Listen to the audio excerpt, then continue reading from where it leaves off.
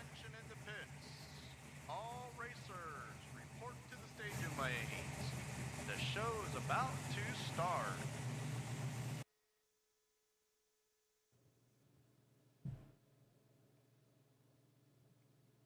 What is up, everybody? Good evening, everyone. Tonight, what we're going to do is we're going to go over the tooling that we use to make some parts. Well, tonight's going to be the water crossover. And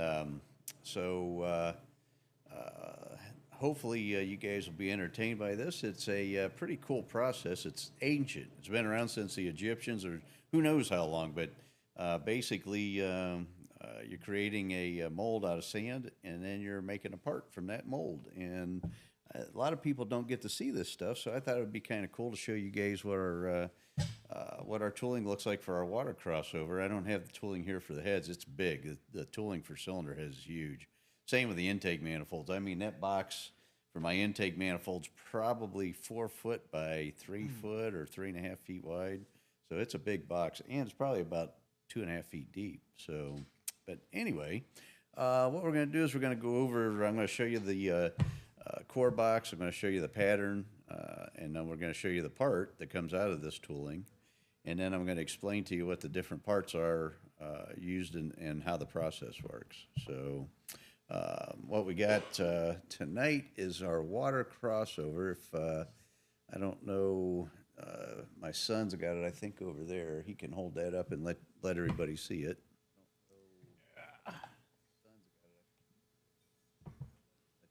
Here we go. So what we use this part for is I had to have this part designed and made for my intake manifold for my Ram Air 5. But ironically enough, I've been selling these things to other people besides for Ram Air 5 because of its unique design. It's got the water neck that comes out the front like a tri-power, and it's pretty convenient. Works for a bunch of different things like tunnel rams and blowers and other stuff. So a lot of guys have been buying it for different intakes besides what I make, which is cool. So, but yeah, that part, and it's a pretty simple part. I mean, basically, it's just got one core. Some parts, like my cylinder heads, have a lot of cores. You got an intake core, got an exhaust core, you got a water core, and then of course you got the pattern, which is the exterior part of your part that you're making. And so tonight, what we're going to do is we're going to go over all the different parts of the tooling and what the definition of each part is, and then we'll show you the tooling as we go along here and show you what it looks like and how that works too.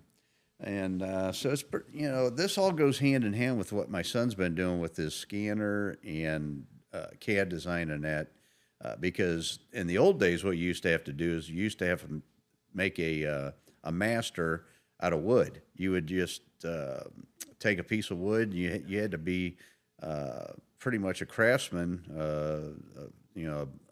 what do you call them, carpenter, to make tooling for parts for cars and airplanes and silverware, whatever you can cast anything. All metals can be cast, even steel. And for crankshafts, connecting rods, pistons are made out of aluminum, of course. The casting process is pretty versatile and very well adapted to just about everything we use in our society.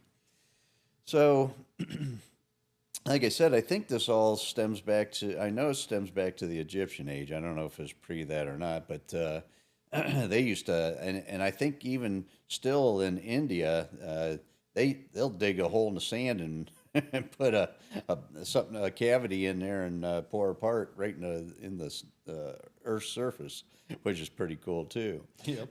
They do it in their bare feet. Yeah, and they do it in their bare feet, which is crazy. Yeah, I get a hot spark on me from welding, and I'm dancing around like an Indian. I can't imagine pouring aluminum on my foot. They don't care. No, they don't seem to care. You're right. And they fix some really cool stuff. You ever see them guys fix crankshafts and stuff?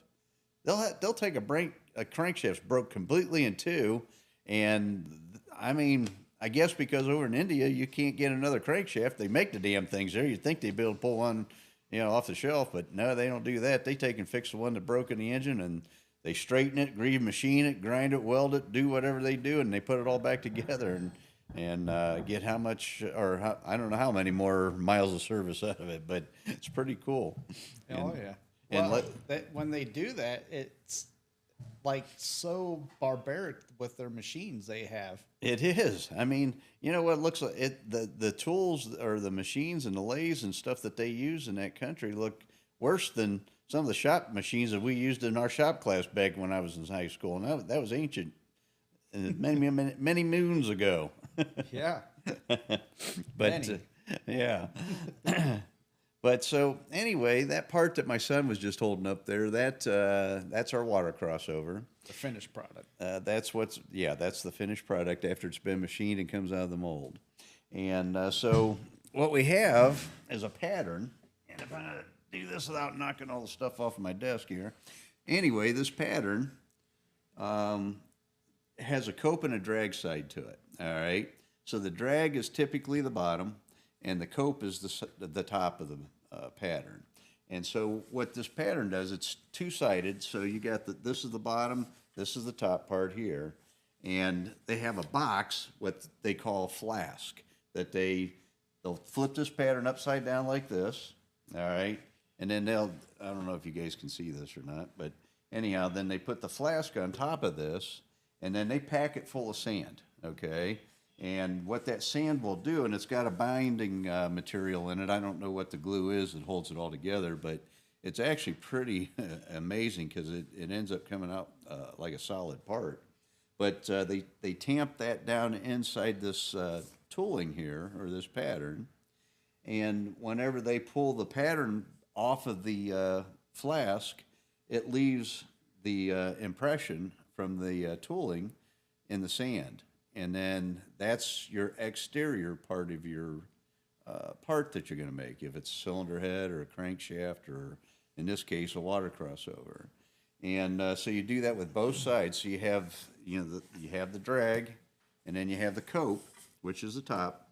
And they do the same thing on this side too. So you have two parts to the mold, a top and a bottom, cope and drag. And the top is going to have this imprinted in it. So they take and put the flask on the outside of this, or on this, and then they'll do the same thing. They take and tamp the sand down around this, pack it in real nice and tight, and they actually have a vibrating type tamping machine that will make the sand hard and compact against the tooling here, the pattern. And then of course you pull this top, or this out of the top, or the cope, and now you have the cope and the drag, which has the imprint of the two sides of the part. So that's why you get a parting line on your parts, like an intake manifold or a connecting rod or crankshaft, whatever, it doesn't matter. That line that goes along that crank or connecting rod, that's a parting line, and that's because you're putting these two pieces together, the cope and the drag, and you're pouring your aluminum into that. And so if you have just a simple part where it's just a solid part, that's all you would need is that pattern. But whenever you're doing something like a water crossover and cylinder heads or intake manifolds or whatever, now you have to have a core, and that's what this is. This is called a core box, okay? And so it's also in two pieces, comes apart, and you have a top and a bottom to this too. Now I'm not sure if they call the core box cope and drag. I'm pretty sure they might. But basically what they're doing with these is you're going to take and blow the sand into this when it's put together like this. And it looks like this part, or this one here, what they're doing is they're blowing it through this hole right here, which also acts as a dowel or an indicator for the pattern, so that it lines up and everything lines up. And we got also little dowels or patterns, or not patterns, but like a locating pad here on the ends of these, the core too, that'll sit inside that pattern so that the water core lines up perfectly, and you get, you get your cavity inside in the right location. Now, sometimes you guys have heard a core shift before. if maybe this thing here, when they pull it out of this mold, maybe an edge of this breaks off of here, and that would allow this core to move a little bit, so it would shift. And if it does, then of course, you got a real thin piece of aluminum here that this core is creating from the exterior part of the part. Well, if it moves down, then it's going to be really thin right here. Instead of typically we like to shoot for around 200 to 250 thousandths material around the whole body of the part. But so that's how these things are made. Now this is a pretty simple part. Water crossover is not a real big deal, but for cylinder heads, like I said, you got intake cores and they have to have locators on those. So whenever you make the pattern's top and bottom, cope and drag, just like this water crossover is. And then you got to set those in there, and then they have to be set in a certain order too, because you got a water core jacket, and then you got a exhaust core, and you have an intake core. So typically, whenever you do like a cylinder head, you're going to set the water core down in there first. And it's got locators on the ends of it. That's why those freeze plugs are on the ends of Pontiac cylinder heads. That actually locates the water core so it doesn't shift. And it's actually a pretty ingenious idea. Chevys don't do it like that. Big Chevys might, I think, but the Pontiacs for sure do that. And that's why you see those freeze plugs on the ends of the heads. Everybody thinks that's because they're there. They designed it that way so if the head freezes, it pops that plug out. It's not what they're there for. All that's for is to locate the water jacket so it doesn't move around whenever they pour the part. So anyway, you got to put that down in there. And sometimes what they'll do is they'll glue that stuff into position. It's got like a little puck or whatever on the end of that, like the intake runner. They'll put a round puck on there that's beveled so it sits down in there perfectly and lines up perfect. And they'll glue it in there with some kind of an adhesive that disintegrates or evaporates whenever they pour the part, and then it keeps that thing from lifting or coming up as they're pouring the aluminum in there. And it's a pretty in-depth process whenever you start pouring cylinder heads and engine blocks, those kind of parts. Crankshafts are pretty easy. Connecting rods are pretty easy. Intake manifolds are a little bit tricky. You got a core in there for your water or for your intake runners, and then you got one for the exhaust heat crossover too, and then of course one for the water that goes along the front. So there's a lot of moving parts. Well, not moving technically, they're solid and they better not be moving in there, but yeah, that's it's a pretty cool process. Let's see if I'm missing anything here. Parting line, and then sprue, and then your riser. So if you look at this pattern or this drawing that I have here, I don't know if you guys can see that or not, but that has got the sprue and the basin or spigot, they call it, okay, and then they have a riser. And what that does is you have to, when the aluminum goes in, it's got to be able to travel through the mold. So you have to have a riser area on the other side that vents all the gases and air pockets and stuff out of the part as it's pouring. And then you want to fill that thing clear to the top, because then what happens whenever that part starts to cool off, that material starts to shrink. And if you don't have enough material in that sprue and in the riser, then your part might end up with a void in it somewhere, and you end up with a bad part.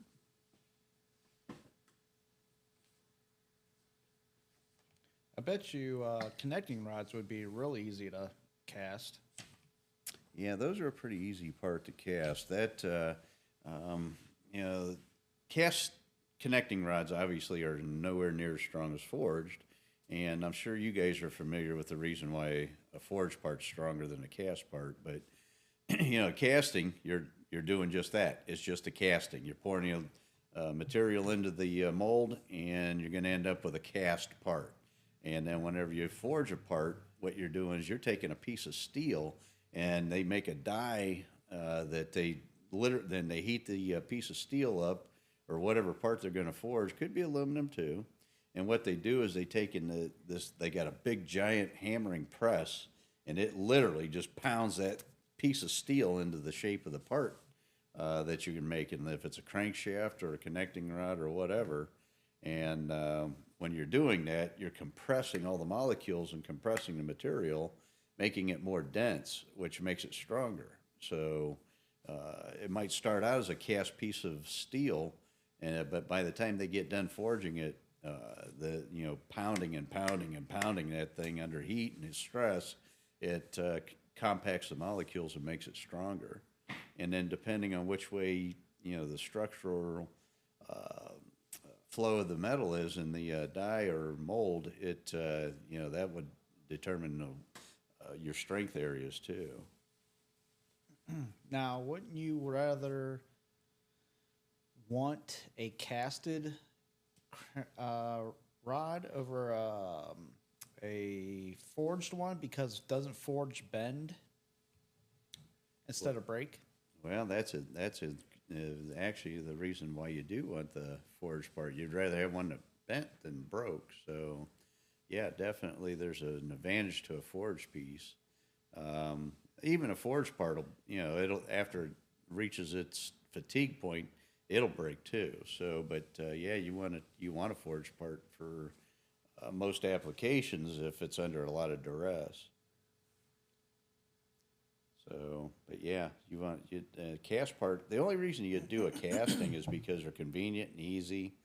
They're cheap to make, so you can, and that's reflected too in your prices. Like when you buy a crankshaft, you buy a cast crank for $350, and a forged crank's $1,100, and it's because the cast part's a whole lot easier to make than a forging is, and the tooling required is a lot cheaper too.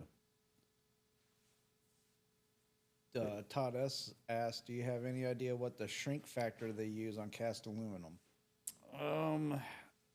I know it, but I don't know it. I think it's around 18 thousandths per inch is what it ends up being. It's roughly that, and you can find that information on the internet. There's charts on there that tell you, it gives you a variance. For aluminum, I think it's like 18 to 20 thousandths per inch, and steel's a little different, of course, or cast iron or whatever you're using will have a different shrink rate. But yeah, there's charts online that you can find that, but I think aluminum's around 18 to 20 thousandths per inch. You know what, Sam on tonight, I think he knows, because we went through all that with the cylinder head. Oh. Yeah, I highly doubt he's too good to watch us. So. They do call him the king. And Philip III said, "Oh, sure, skip over the only woman on the line right now." Yeah. So for whatever reason, Phil lost his ability to be on YouTube. Was original handle, I guess we'll call it. I don't know what you call that name on there, but anyways. Poor Phil, he's using a woman's name now. He is Jeannie Willingham.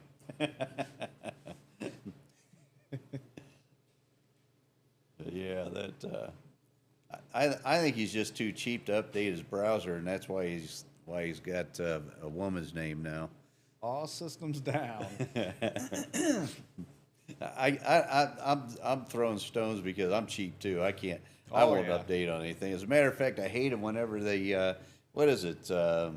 What's that word program that I use all the time? It's always telling me it wants money from me. I get pissed off every time I see it. ChatGPT? No, not ChatGPT. It's the word processor or whatever it's called. Oh, yeah. Yeah, Word, or I don't know what it's called. Anyhow, that used to be free for years and years and years. Now why all of a sudden I got to pay for it? Yep. It's bullshit. It didn't change nothing. It didn't cost them anymore. It used to be part of your computer when you bought a brand new computer. It came on your computer. Yeah, right? Not anymore. Not anymore. You're right. So, but yeah, Richard Hunter say, how does cryo help strengthening? So cryo is actually a pretty cool process, and there's different depths of cryo. I learned. I didn't know this, and I don't know if Rick Ferrer is on here or not, but he's working with an outfit, and he's actually a salesperson for that company that does cryogenic treatment of parts, but and it's amazing what it'll do for a part strength wise. Even aluminum. I used to think it wouldn't help aluminum, but it helps aluminum. It'll help any pantyhose. You know, believe it or not, you know how women put them on, they get that run in there if they snag their toenail on it or whatever. I don't know nothing about that. My son might know how about all that stuff. You don't wear pantyhose? Only on my head. Oh, okay.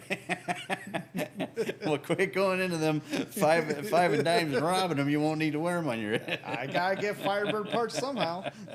But anyway, they deep freeze that part, and what that does is slows the molecules down.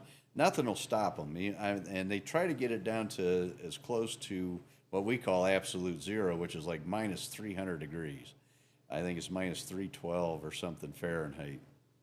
And what that does, when you slow the molecules way down like that, and then you start bringing them back to room temperature, it allows the positive and negative ions in the molecules, or what do they call those things? Atoms, you know, all those little pieces, parts that are in that metal. I don't know what they're called, but anyhow, it allows them to align positively and negatively, which creates a nice even flow of structure there. You know, I don't know what they call that stuff. I'm terrible about that. It makes it straight in line. Yeah, but anyways, because it's allowing the charge to line up positive and negative, it makes the part more strong, and it shows up in your machining. They're doing it with brake pads. I mean, your post office uses it for their brake pads on all their vehicles because they found that they get double the service life out of a brake pad by doing that. Same with the road voodoo or some kind of magic potion. It actually works. But John Mon didn't see his. I didn't see his. Mom's saying that she's the other woman on there. Yeah. And Jaime's on here too. But let's see, John Mon asked the. It's right above Richard's question. Let's see. Structured grain instruction forwarding transfer.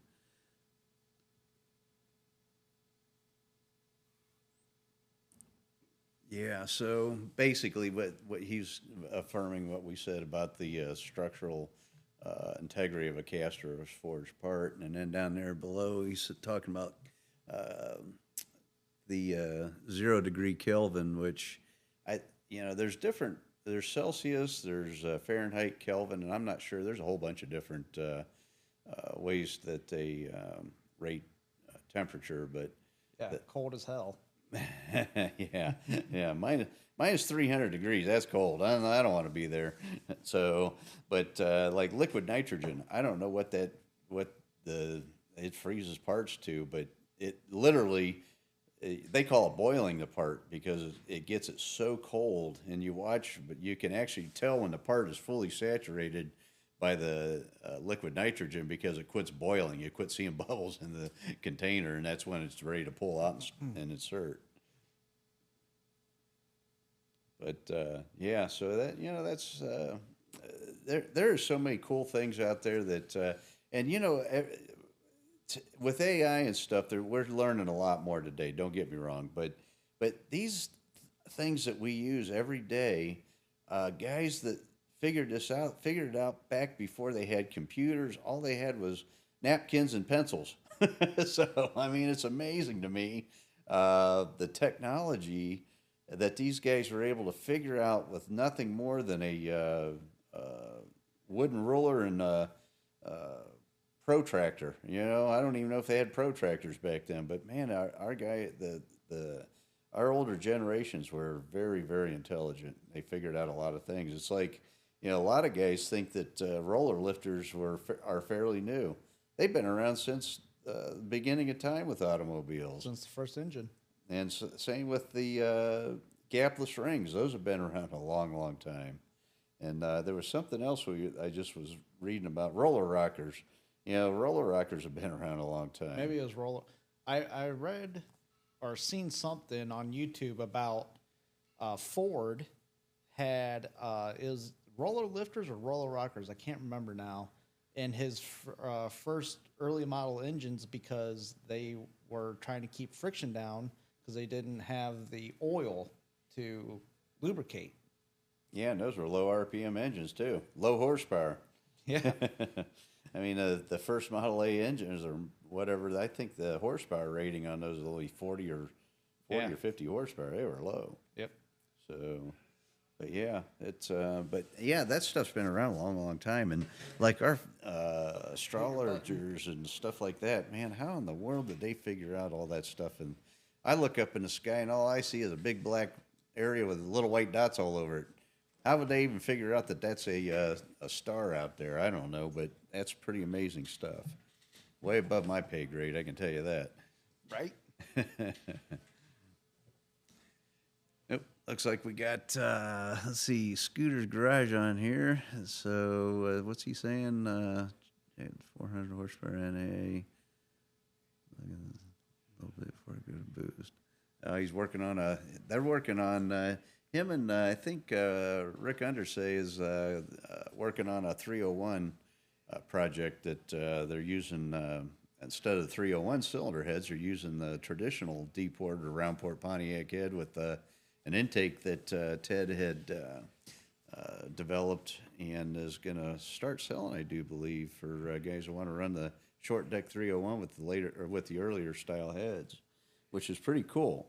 I don't know what the strength is like for that block, but if that 301 block, the turbo block, has any kind of strength to it, you could be seeing some 500 plus horsepower, 300 cubic inch engines, which would be really cool. Huh. That would be cool. Yeah, especially if he starts using them DCI Ram Air 3 and 4 heads, or Yeah. maybe even a Ram Air 5 head, because I think the 301 had a big bore on it. Way bigger than like the 350s and 326s. I think the bore on the 301 is around 4 inches. So, Now, is there a lot of 301 blocks out there? probably. I don't know. You'd have to ask Ted or Rick. Those guys Because- are into those. I don't think I've ever seen one. I've had several of them, and I had a couple of turbo Transams with them in them. Grandpa had a 78 Grand Prix or 79 Grand Prix with a 301 in it. Huh. I did not know that. Yep. But yeah. Let's see here. 4-inch bore, 3-inch stroke. What is it? 4-inch bore, 3-inch stroke. There you go. Yeah. Short stroke. That's why the cubic inches are so low. Get that up to a 3 1/4 inch stroke, and with a 4-inch bore, and I think that's a 327. Be like the Chevy 327s. That'd be cool. That would be cool. And you probably rev the crap out of that motor, couldn't you? Oh yeah, yeah. That 327 was a beast. What size are the mains? And well, the connecting rod I think is the same diameter, but I don't know what size the mains are in the 301s. Because that's why everybody likes the 400, right? For turbo applications, because it can handle the higher rotation of the crank. Well, the shorter the stroke, supposedly the more RPM you can get out of the engine, and it produces less stress on your rotating assembly. But man, I tell you what, look at these 632s, big Chevys, and stuff like that. Even the guys that are running the big inch Pontiac stuff, those guys have a 4.600 or 4.650 stroke. And the 632s, I think, are 4 3/4 inch stroke, and they're spinning them things to 9,000 RPM. That's insane. Mm-hmm. I'd be scared to death of rod or something going to come outside of the block. Oh, when it does, just hope it just keeps going outside and through the Yeah. car. Well, that's why they put them little blanket thingies on the bottom of those those things. are for sissies. Yeah, I don't think it's for sissies. I think it's keep the track clean. They don't want you oiling down the track all the time. What is Big Chief running his? A 460 something? Or His a 480 cubic inch. 480 cubic Yeah, inch. yeah.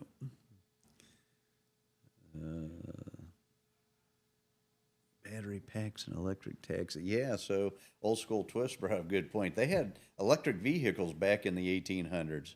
Yeah. And actually, they had them through the 1900s, and it was like a trolley car. It was actually quite dangerous, and I think that's why they got rid of them, because you had that hot rail across the top of the roads, where it actually drug that, I don't know, a Power cord, yeah. brush or whatever you want to call it on there to power the thing up.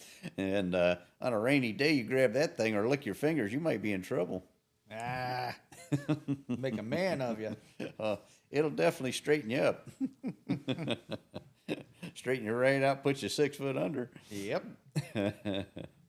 But yeah, so all this technology we think is new. Hydrogen engines been around a long time. Turbocharged engines a long time, and water injection, that's been around for a long time. They used to use that on the airplanes so they could build more power, so they could climb to a higher altitude.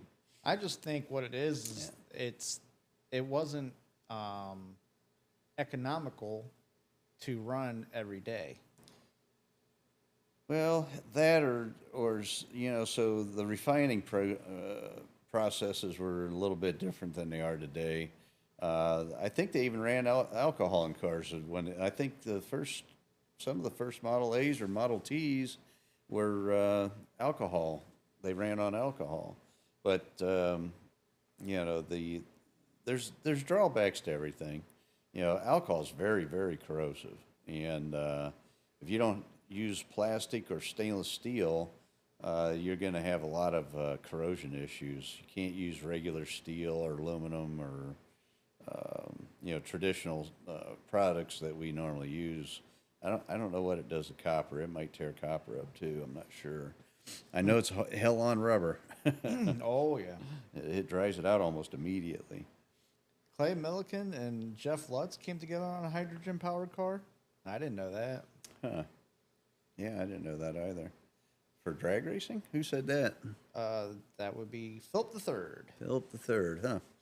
I don't know. I never seen that. I haven't either. Yeah. I seen that some guy in Canada just got the patent approved for his hydrogen engine, water powered. Actually, not even. Yeah, it's converts water to hydrogen. Yeah. But yeah, I seen that too. So there was a guy way back in I think the 70s or 80s that had a Volkswagen that ran on water. You just pour water in a gas tank, and he had some kind of maybe I don't know if Philip the Third or John Dornbush, those guys have been around a while, and they watch a lot of that stuff. But and I can't remember the guy's name. They actually, they call it a conspiracy theory. Yeah, because but wasn't he killed by the government? he was supposedly, somebody snuffed him out. I don't know if it was our government or the Arabs or somebody made him go away.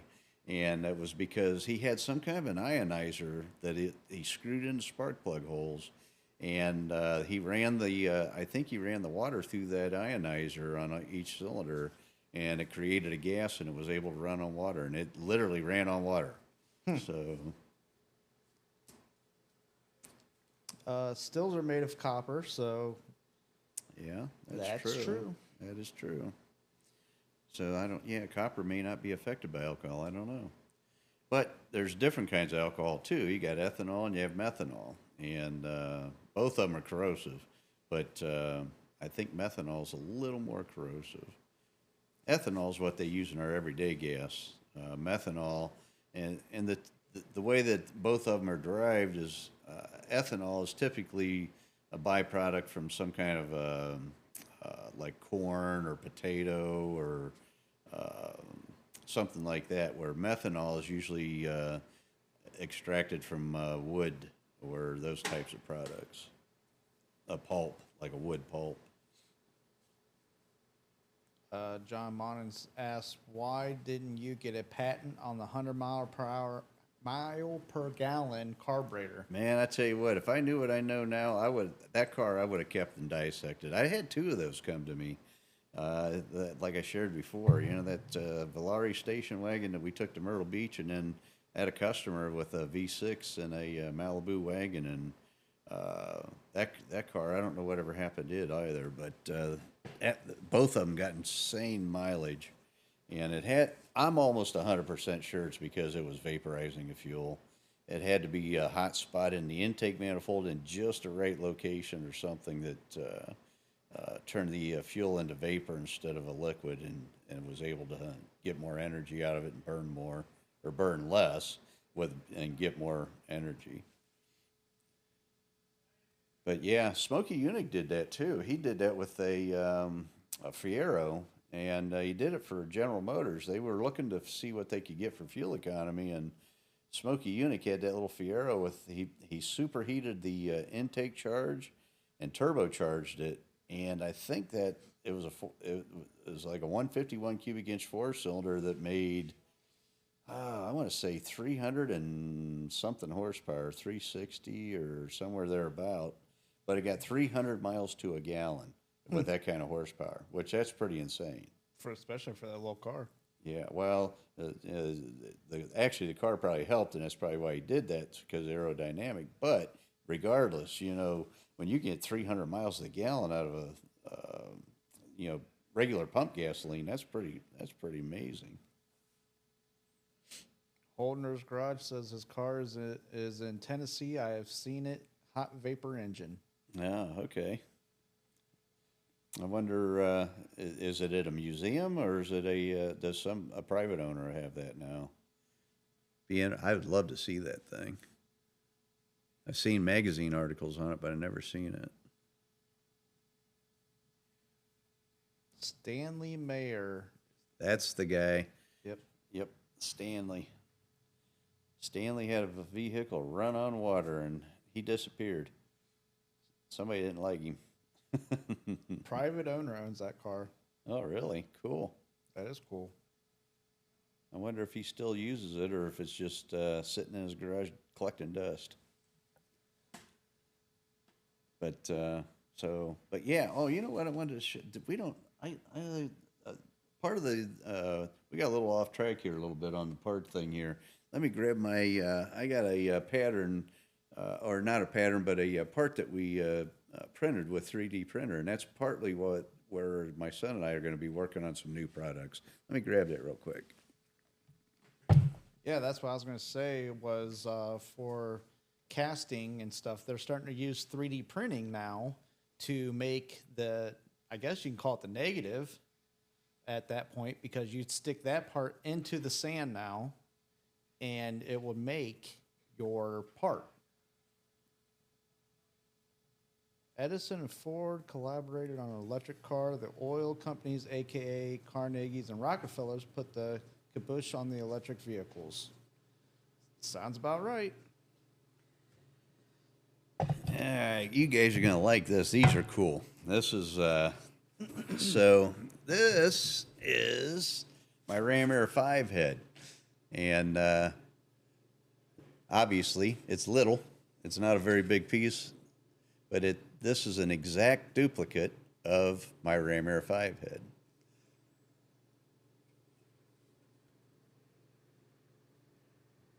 And we did this with a 3D printer.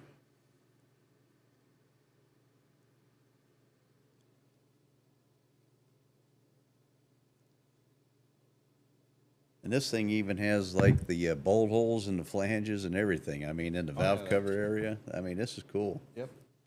It's got the push rod holes. But what we did this for is so that we could prove out the part, make sure that everything was going to line up perfectly, and before we started making the tooling.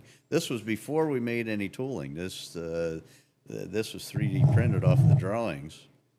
And then so what we also did, if you look at these parts here, these are really cool. So this is a good idea. This kind of shows you the pattern idea for, and this is exactly how the tooling was made for the intake ports. All right, so see how it's got a big flat flange on this thing here? That's kind of what locates all these intake runners. And then there's pucks. Well, this don't have it on there, but it had a cone-shaped puck on those, and that lines up in the pattern whenever you pull the, when you pull the pattern out of the sand core. And this is the exhaust, and it's got the same tree. They call this a tree, and that tree holds all the runners in the proper location, and then it keeps them where they're supposed to be whenever you pour the part. But this shows you my exhaust runner shape, and shows the taper on the runner and everything. And then this, the water jacket, it got broke. One end of it got broke off here, but That's the water jacket for my head. We even put, there's little stands, they call these, that come through on the bottom or the deck surface of the head. And we had to put those in there because this water core jacket's so thin and fragile. If you didn't have these stands on there, which is why the factory did that on their heads too, when you pour the aluminum in, the weight of it would bust the water core.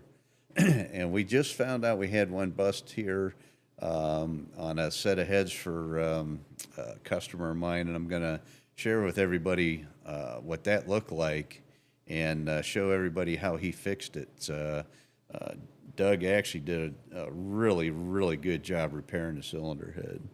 And because the material that we use is such high quality material, he was able to weld it, and when it's all done, you're not even going to be able to tell it's been fixed. So, but yeah, this is kind of how we started with our project, and then we ended up with what we got as our cylinder heads now. And we did that with the intake manifold. We did that with the water crossover. I've got a plastic one of them water crossovers around here somewhere. I don't know where it's at. It's actually in the picture that I shared on here. Yeah, I don't know what happened to that. It used to be sitting over there. But so everything that I've done is computer aided development. So we even did the flow of the intake port with computer aided flow development software. And so that's we pretty much, before we even made the part, we knew what the head was going to flow. And so that's where new technology is awesome. Now, when I did my Tiger head, it literally was done on a napkin, some notebook paper, and I took a Pontiac Ram Air 4 head to the tooling maker and said, hey, these are the features I want to increase or improve on this cylinder head. It's got to look like this, and here you go. And about 6 months later, I go and look at a wooden model that he actually handmade, a wooden model.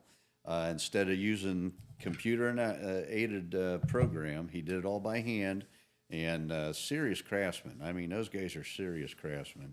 And he made the pattern. He made the cores for the water jacket and the intake and exhaust.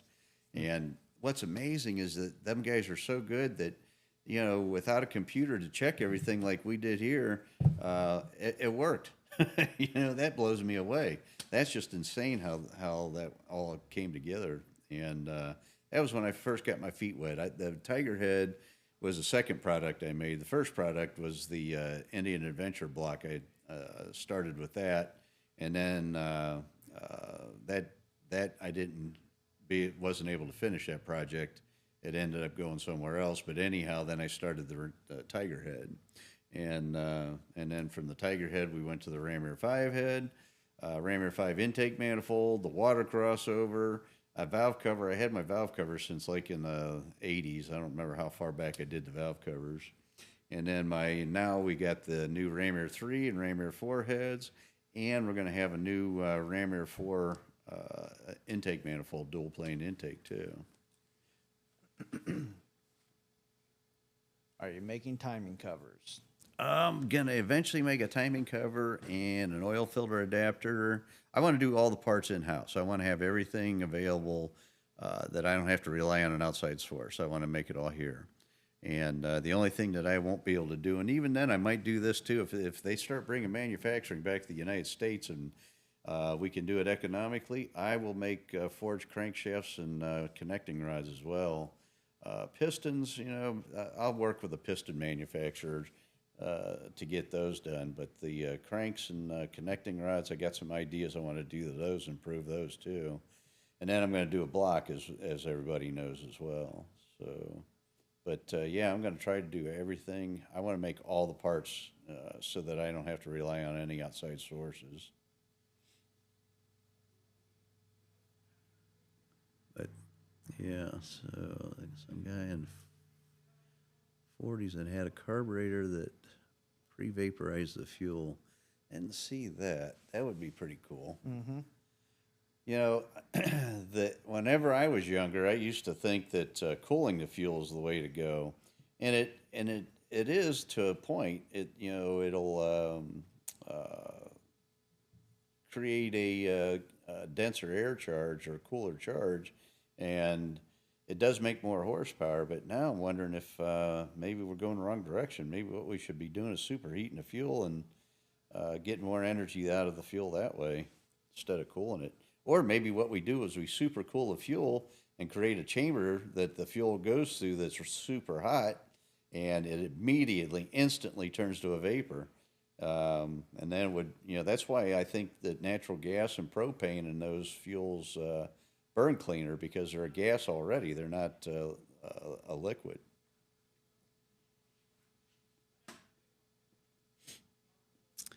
Old Jeannie Willingham, I tell you what, she's on it, ain't she? Scooter wants to know, for your intakes, have you experimented with alternate materials like Mylar?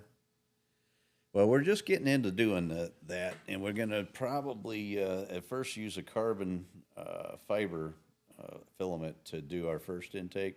Actually, we're going to do runners. My son and I were working on a bunch of projects. I got him overwhelmed, and he's got work to do for his job every day too, and then he's got his own little business. But anyhow, so what we're going to do is we're going to start with that stack injection that I started with, and I haven't had time to get back to, and partly because it takes so much time to form the runners, and if we can do those in carbon fiber, then we can move that project along pretty quick. So we're going to do those. And what's the other thing I got you working on? Well, I'm going to be working on the console for the Challenger. Well, yep. And then the water crossover. Yeah, so what we're going to do is we're going to take this tooling, and he's going to scan all my tooling for the water crossover. And because this is all done by hand too. So yeah, you know what we were just talking about that. So this pattern that I have here, this was done by hand. This was not done by computers. That guy... I told him I'd do a drawing for him where I 3D printed a part. I handed him that part, and I said, here, this is what I want. And he did all this by hand. He didn't do this with a machine. So, I mean, now when I say by hand, he probably used a Bridgeport mill because obviously he's got nice, contours and stuff here, but it wasn't CNC generated. It was all done by cranking the handles back and forth. So... it's pretty amazing what those guys, what kind of craftsmen those guys are. And the guy that did this for me, I don't know, when he did this, he was probably in his mid-70s, I'm guessing. He's been doing it a long, long time. Hell of a good guy. And I haven't been in touch with him. I know that he doesn't have his business open anymore, but he did my valve cover pattern. He did this water crossover for me. And he did another pattern for me as well. But yeah, we want to do all that. We want to do valley covers. We want to do timing covers. We want to do the oil filter adapters. We're going to make a different water crossover too. But my son's going to take and scan all this tooling. And because it's not perfect the way it is right now, actually the part comes out pretty darn nice. But considering that it was all done by hand. But we're going to take and perfect it. And then we're going to print all this tooling out of a hard plastic, instead of having it on this wood pattern, which will make it lighter, easier for the guys at the foundry to handle, and we can fix any of the problems that I got. Because right now, that's the whole reason I got my tooling here right now in the shop, because if you look, you can see where I put filler in right here, and I added this here. This is a riser, but I made it higher so that all these are the same height, so that I can build a jig so that I can put that in a jig and machine it. Because right now we have to make a weird jig or a fixture to hold this thing so we can machine it, and it's like a 2 or 3 operation. And if I make this so that I could clamp this in here, and I put it on like a plate or whatever, or a vise that flips over, I can do it in 2 ops instead of 3. So that's what the goal is. We're trying to streamline our process for multiple reasons. One, we're getting busier, and I need to get the products done quicker. The other part of that equation is I really want to try to get the cost down. I'm trying to get the cost down on the Ram Air 5 stuff, and even the new stuff that we're doing right now. And that way it makes it easier for guys to come up with the money to buy the parts, and then the other part of that is like I said, streamlining our business here so that we can get things done quicker and we can develop more products.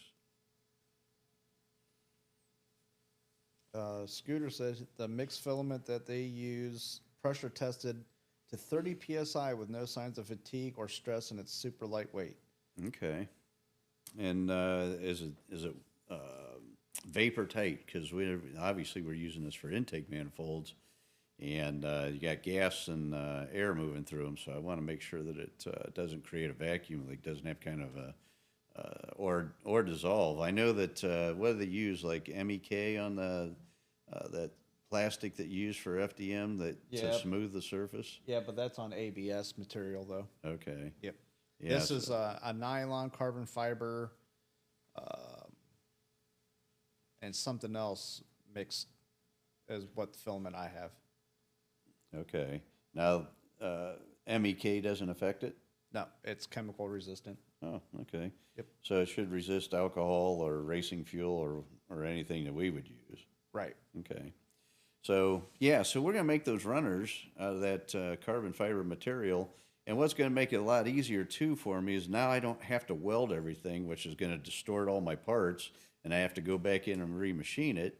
We're still going to machine the plate that bolts on the head. We're still going to make the throttle body plate and make those out of aluminum. But the runners that we can make out of carbon fiber, and then we can actually have the injector boss already in the part instead of having to weld it to the aluminum tube, which is going to distort the tube.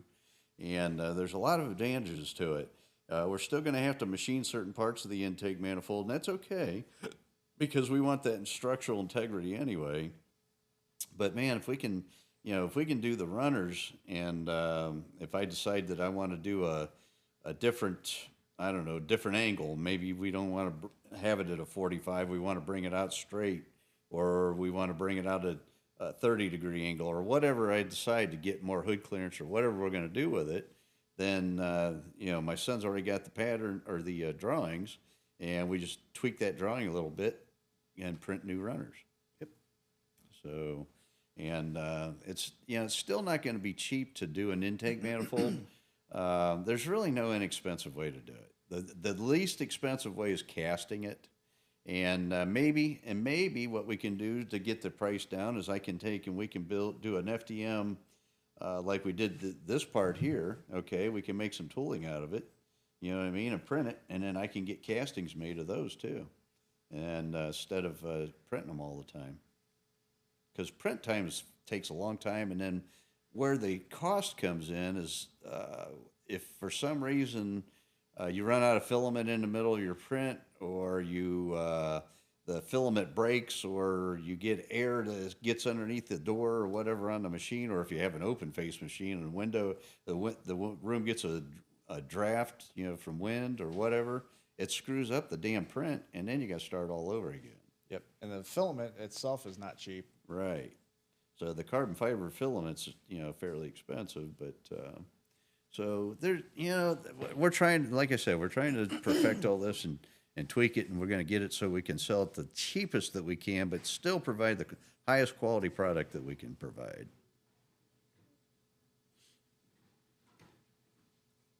And yep, we use DSS for pistons all the time. Good pistons, and they're made here in the United States too. So, but yeah, that. Good, thank you. So what's that say? John Dornbush, 3800 Raymer 5. What's that? I'm not sure what he means by that. Philip Thurst said, "See, Don, you already have 2 orders for the Raymer 5 heads for the 3800." Is that what that is? Yeah. Now I get it. So we got Philip the Third with a 3800 in his Pontiac. We'll have to cut one of the cylinders off of him and maybe move some bolt holes around, but we can do that. I don't know what the bore spacing is on those 3800 V6s, but that would be cool. One thing that I do want to work on is I would love, and John Dornbush and I have talked about this, and I'm trying to get him to get his damn computer out so he can help me design this, but what about a Pontiac 4-cylinder with a ram air 5 head and overhead cam. Now, how cool would that be? If we could make a little 4-cylinder and made 600 horsepower, that would be badass. Yep. Why can't we get like an old Firebird 4-cylinder? Well, what I was thinking is we would do is there's a, I don't know if it's Rodec or there's a block manufacturer out there, and they deliberately don't put bolt holes in the deck of the block because you can put a small block Chevy head on it, you can put a Pontiac Duke head on it, you can put a Mopar head on it, you can put a Ford head, I think, on this thing. Anyhow, they made it so it's very universal. The bore spacing, I'm not sure how they do that, but I think they even made it so we can change the bore spacing a little bit too. So I didn't bring it back on. No, it's on. Is it? All right. But yeah, so if we could use that aluminum block and we could machine it so that we could put a ram air 5 head on it, and then we can develop an overhead cam setup for that thing. That would be cool.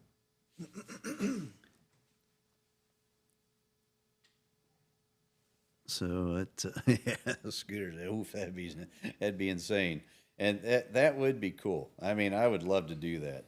It sounds like a pissed off bumblebee because we could spin that thing to 10 or 11,000 RPM. How cool would that be?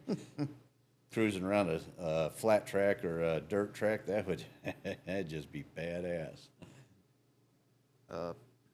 Bill's Fitzboog. Yeah, I can't read it, so. He said, I would think that the carbon fiber runners would be more labor intensive than aluminum. Well, it just depends. I mean, because we're printing them. We're not actually laying them up where you have to have a vacuum mold for them. And so I would agree if we were vacuum molding them. But kind of like what Kevin Dunn did with his intake manifold. I think he made a pattern. Well, with he FDM. vacuumed his, yeah. Yeah, and then he vacuumed it, made them out of carbon fiber. And that was pretty cool. Yep. But we could do something like that too. Carbon fiber is kind of hard to work with. Everybody thinks it's like fiberglass, and it is kind of. It's a mat with a resin, but with carbon fiber, you have to vacuum it down. So you have to have a bag set up or something in a mold that you can suck all the air and gaps out of the resin whenever you inject it in there, and they actually draw the resin from a pot into the mold and across the mold into the like another vacuum reservoir or whatever. Yep, and also not only that, it's hard to machine cut because it dolls up end mills and blades. Yeah, it's insanely strong for such a lightweight material, and then considering it's a mat instead of a piece of aluminum or steel. I mean, they're using carbon fiber, I think, for the F1 bodies, the fuselage on the F1 cars, Indy cars. And the reason they did that is because if they get in a crash, the thing's so damn durable, it can take a 200-mile-an-hour collision into a wall, and I don't even know if it cracks. They use it on our F-16 fighter jets, too. Yeah. They make the whole skin out of them. I think some of the the Z06 Corvettes are carbon fiber, too. Yeah. But, yeah, so there's a lot of uses for that stuff. But, we got so many things that we got to do, and problem is not enough hours in a day, and or enough funds, too, to keep this all going. I got to do one little project at a time, get that thing on the market so I can sell it, and take that money and we develop another product. But it's just time consuming and costly, and we got other things that are going on. So we're not just making parts. We got engines we're building and installing and building hot rods here too. So we got a lot going on. And no, it is not like printing PLA. That is for sure. Who said that? Scooter's Garage. Oh, yeah. It is. It takes a little bit longer. It takes time to dial it in. But once you get it dialed in and you get those settings down, and then I always do my prints overnight. So I'm sleeping while the 3D printer's working. and that way when I wake up, it's like Christmas. You get to go open the door, and there's your Christmas present. Yeah, unless it's a big blob, and then you're all pissed off. Got a lump of coal. Yeah. Yeah. So let's see here. There's, Rick Undersay says my 2.5 liter SD4 head already sounds like a pissed off bumblebee. I'm sure it does. We are talking about bolting the runners to the flanges, not gluing them. We were going to glue them at first, but we both don't feel comfortable enough with the adhesive to hold. So we're going to end up putting a O-ring in it and then bolting the both ends to the flanges. Yeah, so it's going to have, on the ends of the runners, it'll have a flange, and it's going to have bolt holes in it in like 4 locations, maybe 4 corners or whatever. And then we'll drill and tap the aluminum plate and just screw it down and tighten it down to the aluminum plate with the O-ring in between. So that'll work out really good, I think. And it's modular design, so we can always change things if we don't like them. You know what I mean? If we find an issue that's come up, we can change it real quick. Yep. And the cool thing about stack injection is it really don't matter where the injector is in the runner, because you can tune the runner length. You can have the runner that comes up to the throttle body part of it right here, okay, short runner, and then if you want more runner length, the stack that goes on top of the throttle body, you can make it 12 inches, 20 inches, whatever you want to do. I'm sure some of you guys have seen on that Hot Rod TV or what was it, Engine Master TV, when they did that intake that was like, I don't remember what they called that thing. Yeah, they it was like 10 feet in the air. It was actually an April Fool's joke. And it actually worked, though. Yeah, they were yeah. impressed. Yep. I don't know if it made any more torque or not, but man, that thing was, that was a skyscraper. Philip Third said, "Hey, Brian, can you 3D print that 62 Catalina? I have an idea." Yeah, make it out of carbon fiber, the whole car. Yeah, there you go. Yeah. It might be able to make a little model. Well, that's what Philip Third is thinking, printing the Catalina and the Indian head just a little bit smaller, and you can have trophies made out of them. Yeah. And you could. I mean, I could. Yeah, that would be cool. And we could, yeah. So if we do like we were talking about, rent the racetrack like I used to, we could actually, give out trophies and stuff, and it'd be unique. Yep. Our trophies only. Yeah. Yeah. That would be kind of cool. Not enough hours in a day. We got lots of good ideas. We just need more help, and we need more money. Yeah. A lot more money. Yeah. That's the unfortunate part. It takes a lot of money to do this. So I'm sure you guys seen the blower setup I'm working with Innovative Engineering on, and we'll have that on the show here maybe in a couple weeks. He just got the Ram Air 5 heads over in his shop. He's in California. And so once he gets things designed and maybe make some prototypes, then what we'll do is I'll have him on a show and on a Zoom meeting, and we're going to share with you guys what we're doing on that project. But I've been keeping that kind of under covers right now because I didn't want anybody to know about it. But we're getting really, really close to getting that product developed. And I think you guys are going to be highly shocked at kind of horsepower we're making with that thing. How much you need? I top out at $18. Well, if you put 4 more zeros on the end of that. And 4? Then a comma. Don't listen to him. We need like 7 zeros behind that. And just make the check out to Brandon Johnston, and it'll go towards the Firebird. No. We're gonna make products, and then you can put all our products on your Firebird. Oh, I guess we can do it that way too. Yeah, no, that's the unfun way. I get it.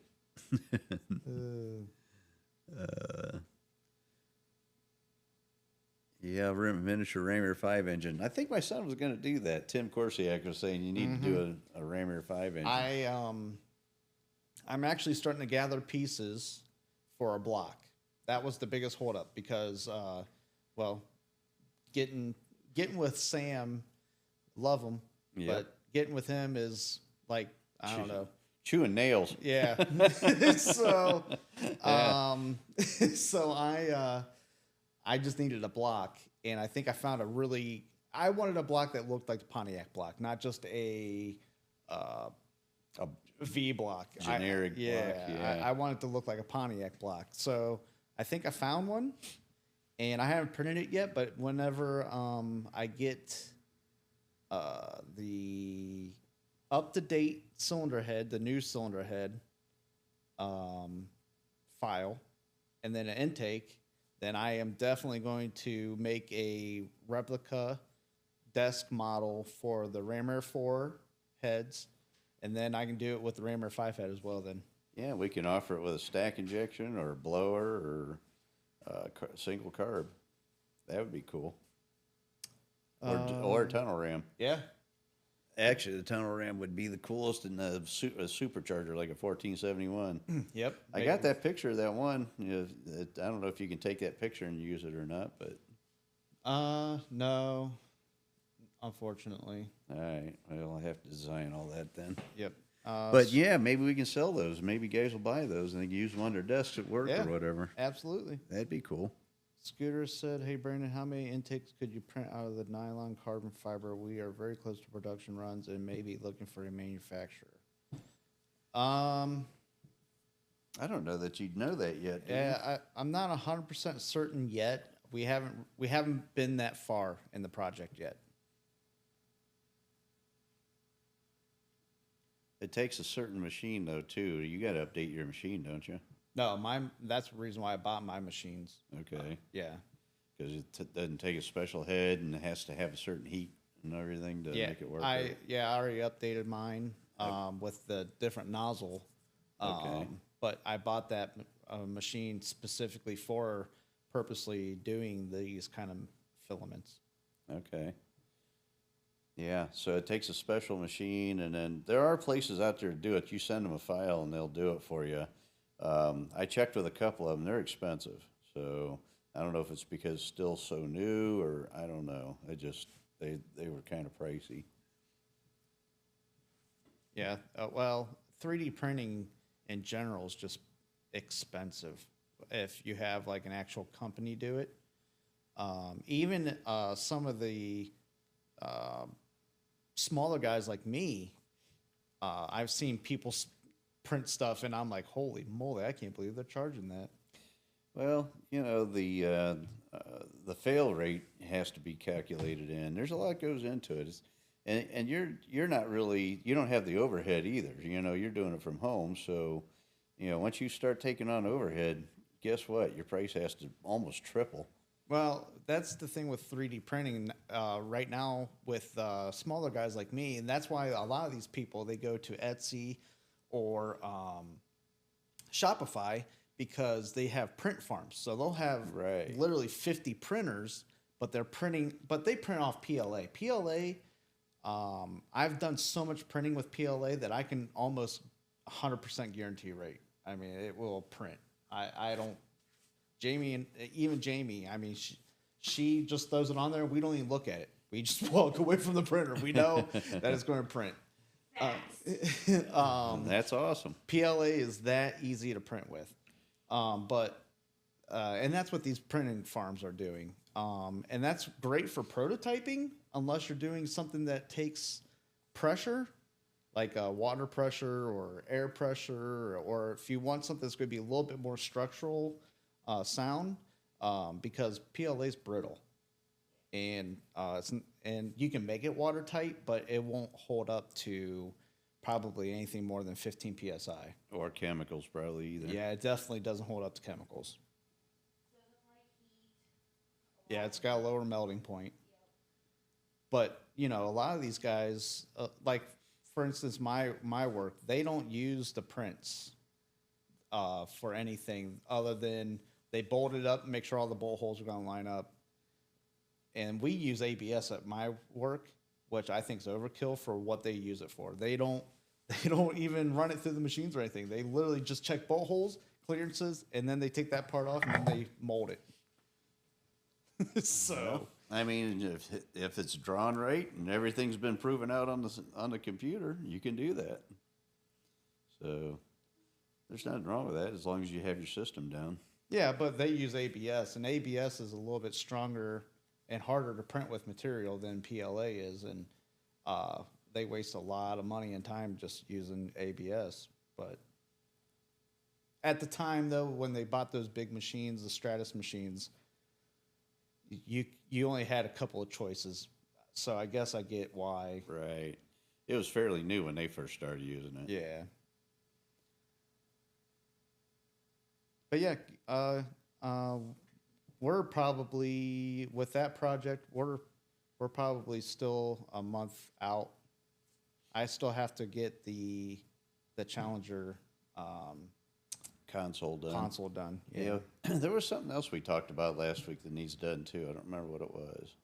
The intake runners, the console, And just the water crossover. and just the water crossover. That I remember. Yeah. Okay. And then I want to do my valve cover pattern again too. I want to change. I want to make multiple versions of that. Yeah. Because you know what happened with my valve cover pattern, when they were tall, everybody complained because they wouldn't fit underneath the booster. So I shortened the thing up, and I did that for two reasons. Because my Ramier 5 heads are taller too, so I had to shorten the valve cover up to give us a little bit more room with the Ramier 5 head. And now everybody wants the tall valve covers again. So I can't win for losing. And I only got one pattern, and I modified it. I shrunk it down so that we could do a shorter version of the valve cover. And it still clears all the roller rockers and everything, but a lot of guys want to run a stud girdle now, and it won't clear stud girdle. So, I wonder if we come out with a two-piece. Make it so we can unbolt the top part of it. Just make the top part separate. that, and also too, like maybe I know you wanted to go with the dome because it looks like the factory valve cover, but What? a lot of these cars that you have, maybe I'm wrong, but maybe we should do maybe more of a octagon. That way you can run it a little bit shorter but have more room. Yeah. If you look at the Chevy one that they did, they kind of did that, and it's ugly. Yeah. All right. Yeah. What they did was they brought it across and they beveled the one side of it off. Right. And it just doesn't look good. I don't like. Me personally, I don't like it. I like the factory look one. You know, mine looks like a factory one, especially a plain one. You polish it or chrome plate it, it looks just like a factory valve cover, except for the bolt holes are all the way at the top. Yep. You know, but if you're crafty, you can take a mill, because I had a guy do this, and you mill them pads down because they're solid. You can mill them all the way down to the bottom, and then they look like a factory valve cover. Right. Because I won't say who, but one of the guys in the fast class, I think, runs my valve covers. So, well, it's 7:15. We're starting to have people drop off. It's getting late, so. Yep. Thank you again for hanging out with us tonight. And as always, please share and hit the subscribe button. And, you know, hopefully I can get this Ramier 5 project a little bit further along with the LSA supercharger. And we'll have our buddy and guest from Innove Engineering on a Zoom meeting, and he could share with you what he's got going on too. So, but yeah, it's we got a lot going on. This year's going to be another building year for DCI. I keep saying that every year, but I keep coming up with new ideas and building new things and new products, and I can't seem to get enough time in a day to get them all finished up. Yeah, if only I had a brain. How many guys my age are doing this anymore? You know what? They're thinking about retirement. I'm hitting the gas pedal. What's wrong with me? How old's Steve Morris? He's a lot younger than I am. I think he's like 10 years younger than I am. So he's down racing. He's done racing. He's down racing. Oh, down racing. I'd say. I'm just thinking about getting back in the race car, and he's done. Oh, no. All right, guys. Well, good night, everybody. Be safe, and we will see you next week. Yep. Good night, all.